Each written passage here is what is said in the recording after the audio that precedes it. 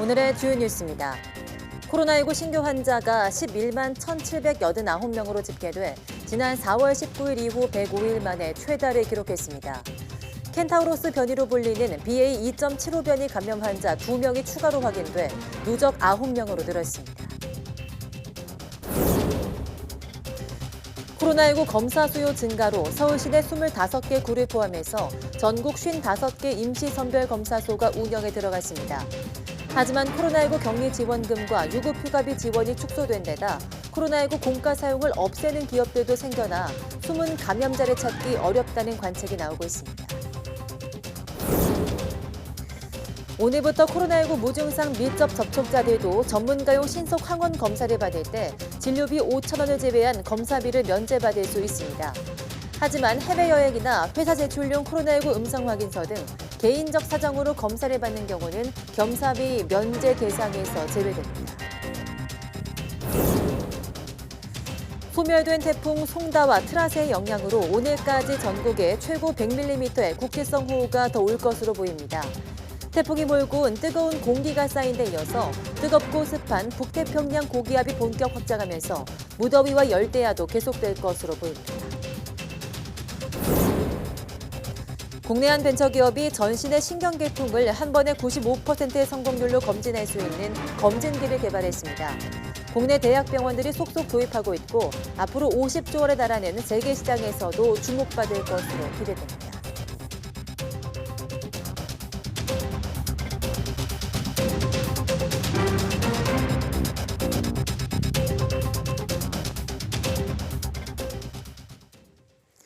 네, 여러분 안녕하십니까? 8월 2일 사이언스 투데이입니다. 오늘 0시 기준 코로나19 신규 환자가 어제보다 6만 7천여 명 많은 11만 1,789명으로 집계됐습니다. 일주일 전보다 1.1배 늘었고 지난 4월 19일 이후 105일 만에 최다 기록입니다. 신규 환자 가운데 해외 유입 사례는 568명으로 6일 만에 사상 최다를 갈아치웠습니다. BA.2.75 변이 확진자는 2명 늘어서 누적 9명이 됐습니다. 새로 확인된 2명은 모두 인도에서 입국한 해외 유입 사례로 각각 지난달 7월 29일과 31일에 재택 치료를 마치고 격리 해제됐습니다. 위중증 환자는 어제보다 5명 감소한 282명으로 일주일 전보다 1.67배 증가했습니다. 하루 새 숨진 환자는 16명으로 누적 사망자는 2만 5,084명, 치명률은 0.13%입니다. 네, 오늘부터 코로나19 무증상자도 감염자와 밀접 접촉을 했다면 전문가용 신속항원 검사비를 지원받을 수 있습니다. 단 진찰료 본인 부담금 5,000원은 당사자가 내야 합니다. 하지만 해외여행이나 회사 제출용 코로나19 음성 확인서 등 개인적 사정으로 검사를 받는 경우는 건강보험 급여 대상에서 제외됩니다. 네, 그동안 무증상자에는 건강보험이 적용되지 않아서 코로나19 검사를 하려면 3만 원에서 5만 원을 부담해야 했고 비용 때문에 검사를 피하는 숨은 확진자가 증가한다는 지적이 제기되어 왔습니다. 코로나19가 재유행하면서 검사 수요가 늘어나자 서울시내 모든 자치구가 다시 임시선별검사소 운영에 들어가 있습니다. 확진자에 대한 정보 지원이 줄어든 상황에서 복병이 될 수 있는 숨은 감염자를 찾기 위한 대안이 필요하다는 지적이 나오고 있습니다. 황보혜경 기자입니다. 이른 아침 선별진료소 앞에 대기줄이 길게 이어졌습니다.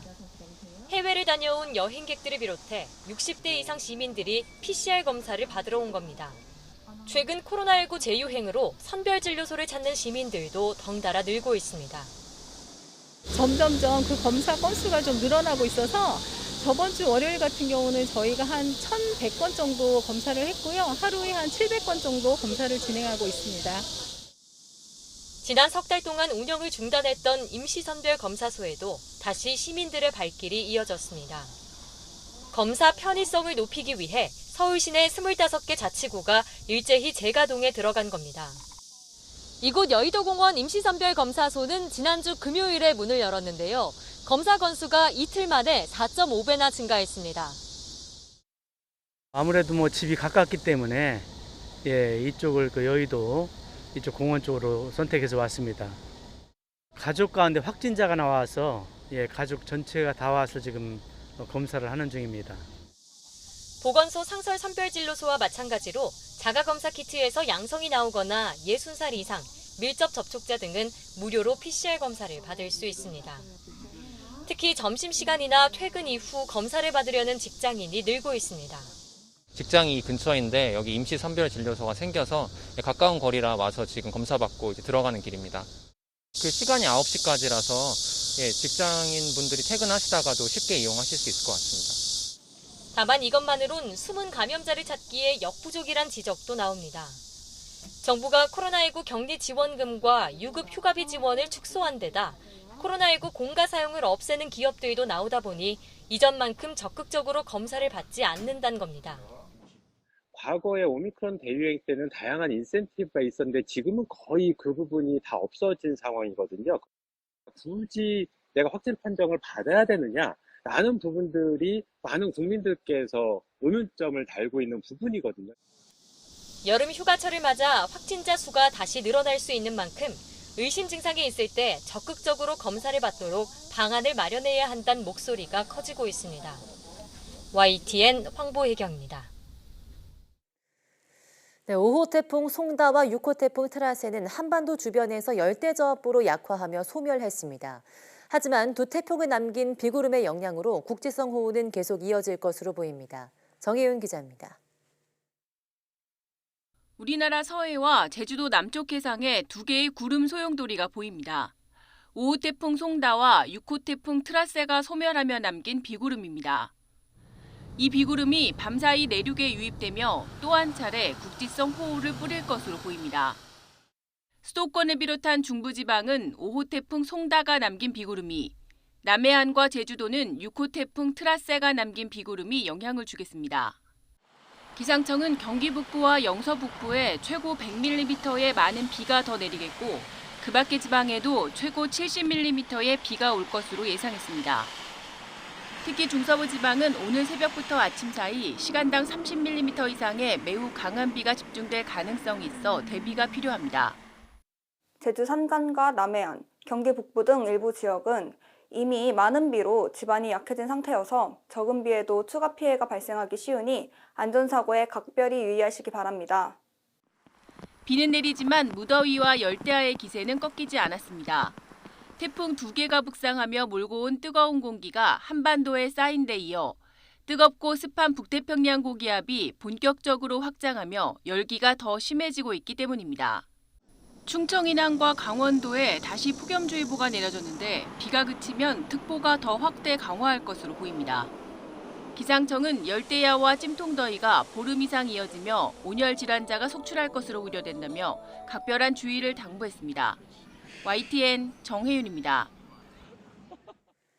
네, 앞서 보도한 바와 같이 남부지방의 무더위가 더 심해지면서 폭염경보가 확대됐습니다. 기상청은 오늘 오전 10시부터 대구와 경북 내륙, 경남 창녕, 제주도에 내려졌던 폭염주의보를 폭염경보로 강화했습니다. 또 경기 남부와 영동 지방에도 폭염주의보를 발령했습니다. 기상청은 덥고 습한 북태평양 고기압이 본격적으로 확장하면서 남부지방의 무더위가 더 심해지고 있다고 밝혔습니다. 오늘 남부와 제주도는 체감온도가 35도 안팎까지 오르겠고 그 밖의 내륙지방도 33도 안팎까지 오를 전망입니다.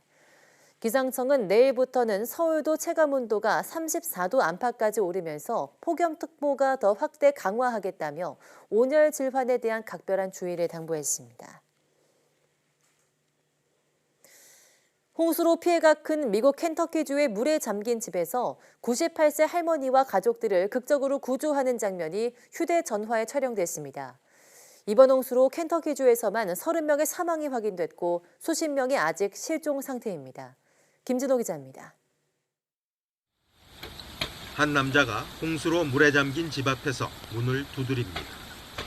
이 집에는 98세 할머니와 남성 2명이 구조를 기다리고 있었습니다. 물이 계속 불어나는 위험한 상황에서 이 남성은 위험에 처한 할머니와 가족을 구출하기 위해 나선 것입니다. 차분하게 가족들을 집 밖으로 나오게 한 뒤 함께 홍수 속을 서서히 빠져나옵니다. 할머니의 손녀는 가족은 무사하며 병원에서 회복 중이라고 전했습니다. 하지만 켄터키주의 다른 많은 가족들은 홍수에 희생됐습니다. We can now confirm that we have lost 30 Kentuckians to this flooding, and that's going to grow. We know about additional bodies beyond these 30 confirmed. 이번 홍수는 지난주 목요일 켄터키주 동부, 웨스트 버지니아주 남부, 버지니아주 서부에서 48시간 만에 200에서 270mm의 비가 내리면서 발생했습니다. 일요일에도 100mm가 넘는 비가 더 내려 피해가 커졌습니다.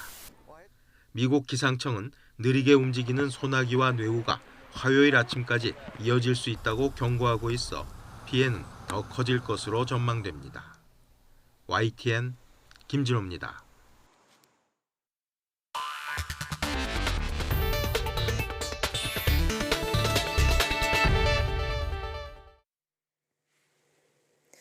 네, 국내 한 벤처기업이 세계 최고 기술로 평가받는 의료기기를 개발했습니다. 연구진의 오랜 노력이 결실을 맺었는데 지자체의 지원 사업도 큰 도움이 됐다고 합니다. 보도에 김학모 기자입니다. 다리와 허리 통증을 앓는 환자가 네모반 듯한 상자에 눕습니다. 몸에 달라붙는 파란색 타이즈를 입었는데 상자 내부에 훈훈한 온기가 돌자 금세 땀이 납니다. 상자 내부의 센서가 온몸을 촬영해 컴퓨터로 전송하는데 땀이 나는 곳과 나지 않는 곳의 색이 확연히 다릅니다. 땀이 나지 않는 곳에 신경에 이상이 있어 통증을 유발하는 겁니다. 땀이 안 나는 부위가 있으면 그와 연결된 말초신경뿐만 아니고 뇌에서도 이상이 있다는 걸 우리가 알 수 있습니다. 파킨슨병이나 그 외 척수증, 척수가 망가지는 척수증, 그다음 디스크, 그다음 말초신경병증 이런 질환들을 우리가 진단하는데 좀 더 많은 도움을 받을 수 있고요. 지금까지 몸의 통증이나 신경계 질환 검진을 위해서는 옷을 벗고 온몸에 시약을 바른 뒤 촬영하는 방법을 썼습니다. 하지만 번거로운 데다 꺼리는 환자가 많고 몸의 앞면만 촬영이 가능해 정확한 검진이 어려웠습니다. 이를 검진하기 위해 이 기기와 시스템을 개발했는데 파란색 타이즈를 개발하는 데만 4년, 전체 시스템을 완성하기까지 11년이 걸렸습니다. 디자인 개발을 위한 지자체의 지원도 큰 도움이 됐습니다. 지자체로부터 지원을 받아서 검진기를 완성하게 됐고, 그래서 전신의 신경계통을 한 번에 95% 성공률로 검진할 수 있는 국가로부터 신의료기술 인증을 받은 세계 유일한 검진기를 할 수 있겠습니다. 지자체 지원으로 완성한 이 검진기는 현재 국내 유명 대학병원이 속속 도입하고 있고 앞으로 50조 원에 달하는 세계 시장에서도 각광받을 것으로 기대됩니다. YTN 김학무입니다. 충남 금산군에서 짚라인이 갑자기 멈추면서 뒤따르던 짚라인과 충돌해 일가족 4명이 다치는 사고가 났습니다. 전문가들은 짚라인이 국내에 도입된 지 20년이 넘었는데 아직도 관련법이 마련되지 않아서 관리 사각지대로 방치돼 있다고 지적했습니다. 양동훈 기자입니다. 충남 금산군 대둔산에 마련된 짚라인에서 이용객들이 충돌하는 사고가 났습니다. 7살 남자아이가 아버지와 짚라인을 타고 내려가다 멈춘 상태에서 외할아버지와 외할머니가 탄 다음 짚라인이 내려오면서 부딪힌 겁니다. 앞서 출발한 짚라인이 멈춰서자 도착 지점에서 무전을 보냈지만 이를 출발 신호로 오해한 직원이 다음 짚라인을 그대로 출발시킨 거로 조사됐습니다. 일가족 4명이 모두 다쳤는데 특히 아이는 머리를 크게 다쳐 입원 치료를 받고 있습니다. 최근 짚라인 사고가 전국 각지에서 이어지고 있습니다. 지난해만 해도 경남 함양에서 짚라인이 멈춰 이용객이 2시간을 매달려 있다 구조됐는가 하면 강원도 평창에서는 30대 여성이 5m 아래로 추락해 숨졌습니다. 전문가들은 짚라인 사고가 반복되는 가장 큰 이유로 법규 미비를 꼽습니다. 지난 1998년 국내에 처음 도입된 뒤 짚라인은 전국에 우후죽순처럼 늘어났지만 아직 안전관리를 위한 관련법이 없는 상태입니다. 미국이나 유럽의 경우 법적 효력을 갖춘 협회가 있고 시공, 검사, 교육 등이 체계화돼 있지만 우리나라는 업체들이 각자 알아서 해외 기준을 참고해 운영하는 실정입니다. 짚라인을 제도권으로 들여놓기 위해 지난해 시설물 안전법 개정안과 육상 레저 스포츠법이 발의됐지만 여전히 위원회 단계에 머물러 있습니다. 법도 없고 부처도 없고 주관 부서도 없고 그러다 보니까 완전히 지금 공중의 무방비 상태죠. 법이 없으니까 법적 근거가 없고 그러다 보니까 또 사고에 대한 통계도 없고. 지방자치단체의 단속 권한이 없다 보니 사고가 나도 운영 중단을 명령할 수도 없는 상황. 이번에 충돌 사고가 난 업체의 경우 자발적으로 2주간 영업을 중단하고 재발 방지 대책을 세우겠다고 밝혔습니다. 사고 후 후속 조치조차 업체 자율에 맡겨야 하는 현 상황을 개선하기 위해서는 정부와 지방자치단체가 직접 관리 감독할 수 있는 제도 마련이 시급해 보입니다. YTN 양동훈입니다. 네, 공업제품과 농축수산물, 전기, 가스, 수도료가 크게 오르면서 소비자 물가 상승률이 2달 연속 6%대를 기록했습니다. 통계청은 7월 소비자 물가가 지난해 7월보다 6.3% 올랐다고 발표했습니다. 6.3% 상승률은 외환위기 때인 1998년 11월 6.8% 이후 23년 8개월 만에 가장 높은 상승률입니다. 경유가 47%, 휘발유는 25.5% 오르는 등 공업제품이 8.9% 상승했습니다. 전기료는 18.2%, 도시가스는 18.3%가 올랐고 돼지고기는 9.9%, 수입 쇠고기는 24.7%가 각각 상승했습니다. 또 전세는 2.7%, 보험 서비스료는 14.8%가 뛰었습니다. 5대 시중은행의 가계대출이 7개월째 감소하고 있는 반면 카카오뱅크와 K뱅크 등 인터넷 전문 은행의 가계대출 잔액은 7개월 연속 증가세를 보였습니다. 지난달 말 기준 카카오뱅크와 K뱅크의 여신 잔액은 26조 9,500억 원과 9조 1,600억 원으로 각각 집계됐습니다. 6월 말과 비교해 카카오뱅크는 1,300억, K뱅크는 4,300억 원 증가했습니다. 반면 5대 시중은행은 같은 기간 가계대출 잔액이 2조 2,100억 원 주면서 7개월 연속 감소세를 이어갔습니다. 인터넷은행이 상대적으로 시중은행보다 낮은 금리를 제공해서 대출이 증가한 것으로 분석됩니다. 무역 수지가 넉 달째 적자를 기록했습니다. 4개월 연속 적자는 지난 2008년 글로벌 금융위기 이후 14년 만에 처음으로 정부는 현 상황을 엄중하게 인식하고 있다고 밝혔습니다. 보도에 박홍구 기자입니다. 지난달 수출은 1년 전보다 9.4% 증가하며 607억 달러를 기록했습니다. 7월 수출로는 역대 최고치를 달성했지만 수입액이 653억 7천만 달러로 더 많았습니다. 이에 따라 무역 수지는 46억 7천만 달러 적자로 지난 4월 이후 넉 달째 적자의 늪에서 벗어나지 못했습니다. 올해 7월까지 누적 적자는 150억 달러를 넘었습니다. 4개월 연속 적자는 글로벌 금융위기가 있었던 지난 2008년 6월에서 9월 이후 14년 만에 처음입니다.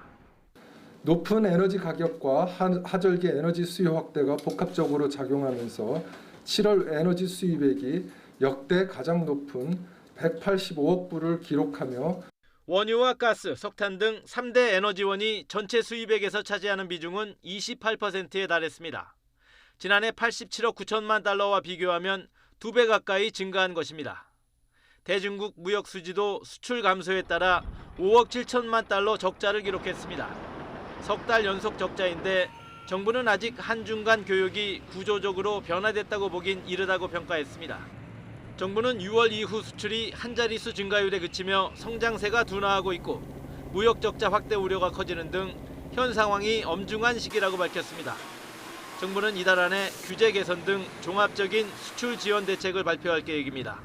YTN 박홍구입니다.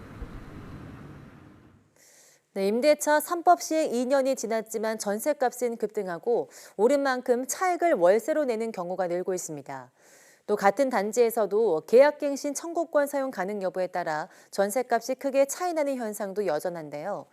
정부는 임대차 3법을 전면 개정하기로 했지만 야당이 찬성할지 여전히 불투명합니다. 이동호 기자가 취재했습니다. 서울 양천구 목동 5단지 아파트. 113제곱미터 아파트 전셋값은 7억 5천만 원에서 11억 5천만 원까지 최대 4억 원 차이 납니다. 계약갱신 청구권을 행사하는 아파트는 5%만 올려줘도 되니 7억 원대, 이 권리가 없는 신규 전세가는 11억 원대에 거래되는 것입니다. 11억에서 11억 5천 선 보시면 되고요. 기존에 뭐 계약갱신 청구권 행사했다 그러면은 많아야 8억대 중반 정도. 중장기를 보고 오시는데 2년 뒤, 4년 뒤에 이것만 살고 가자고 하는 분 없기 때문에 늘 불안한 거죠. 서울 아파트 평균 전셋값은 지난 2020년 임대차 3법 시행 이후 2년 만에 29% 상승했습니다. 직전 2년 동안 14% 상승한 것과 비교하면 상승률은 2배 정도 됩니다. 하지만 의무 계약갱신에서 풀린 물건은 집주인이 4년치를 한꺼번에 받으려고 해 2배 가까이 올리는 경우도 나오고 있습니다. 폭등한 전셋값을 감당하기 어려운 세입자들은 월세 시장으로 내몰리고 있습니다. 전세가 오른 만큼 차액을 월세로 받는 경우도 많아지고 전세자금 대출보다 월세 전환 이자가 더 싸기에 월세를 선호하는 세입자도 늘고 있습니다. 이 같은 현상 때문에 우려했던 전세 대란은 없었습니다. 전세는 수요 감소로 하향 안정화될 것으로 보이고 반면에 월세는 전세 대출 금리가 오르면서 당분간 전반적으로 상승할 가능성이 높습니다. 올해 전국 상반기 월세 거래량은 2020년 같은 기간보다 46.1% 증가했고 서울의 월세 거래는 무려 58.2% 늘었으며 전세 거래량은 6% 감소했습니다. 이 기간 수도권 월세는 28%나 올랐습니다. 그만큼 서민들의 주거비 부담이 가중되는 상황입니다. 전세 대출을 받기보다는 차라리 월세로 전환하려는 세입자들이 늘면서 월세 비중이 늘어날 가능성이 큽니다. 또 지방 등 소형 주택에서는 전세 보증 사고나 방풍 전세 우려가 커지면서 일부러 월세로 일부 지불하려는 세입자들이 늘어날 수도 있습니다. 전세값 폭등과 급격한 전세의 월세화 등 임대차 3법의 부작용이 심해지자 정부는 전면 손질하겠다는 입장입니다. 임대차 3법은 이대로 갈 수 없는 법이다라는 평가를 명확하게 내리고 있고요. 월세, 전월세의 이 벼락 같은 폭등을 안정화시킬 수 있는 이런 취지를 달성하면서도 시장 원리에 따라서 작동하고 임대인들도 공급량을 늘릴 수 있도록 임대차 3법을 개편하겠다는 정부의 의지가 강하지만 거대 야당이 이에 부정적이어서 어떤 선에서 타협이 이루어질 수 있을지 관심을 끌고 있습니다. YTN 이동호입니다. 네, 올해 상반기 휘발유 수익성이 대폭 개선되면서 국내 정유사들의 휘발유 생산량이 역대 최대치를 기록한 것으로 나타났습니다. 한국석유공사 석유정보 사이트를 보면 SK에너지와 GS칼텍스 등 국내 정유사들의 올해 상반기 휘발유 생산량은 총 8,421만 배럴로 지난해보다 9.1% 늘었습니다. 이는 상반기 기준 사상 최대 규모로 우크라이나 전쟁 이후 휘발유의 수익성이 크게 높아지자 정유사들이 휘발유 생산량을 집중적으로 늘렸기 때문으로 분석됐습니다. 또 유가 상승의 영향으로 같은 기간 휘발유와 경유의 수출액과 석유 제품 수출액 모두 역대 최대를 기록했습니다. 이에 따라 SK이노베이션이 상반기에만 4조 원 가까이 흑자를 내는 등 국내 정유사들은 창사 이래 최대 실적을 거둔 것으로 나타났습니다. 한국전력이 발전사에서 전력을 사올 때 적용되는 전력 도매 가격이 지난달 석 달 만에 상승세로 돌아섰습니다. 전력거래소 자료를 보면 지난달 전력 도매 가격은 킬로와트 시당 150.6원으로 한 달 전보다 16.9% 상승했습니다. 또 이번 달에는 전력 생산에 사용되는 가스 가격이 39.6% 급등해서 여기에 연동되는 전력 도매 가격은 더욱 상승할 전망입니다. 이에 따라 한전의 전력 구매 비용 부담이 늘게 됐지만 전력 소매 가격은 오르지 않아 한전의 적자 규모는 더 커질 것으로 보입니다.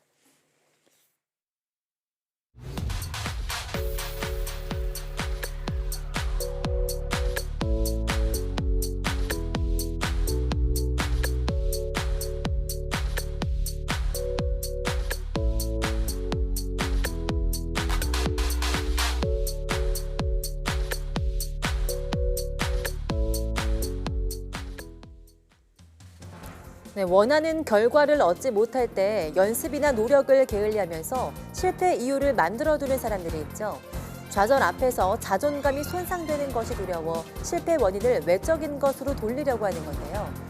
오늘 오후 사이언스 투데이 한개 사람 속은에서는 자기 고시를 만드는 심리에 대해서 이야기 나눠보겠습니다. 많은 시청 바랍니다. 함께해 주신 여러분 고맙습니다.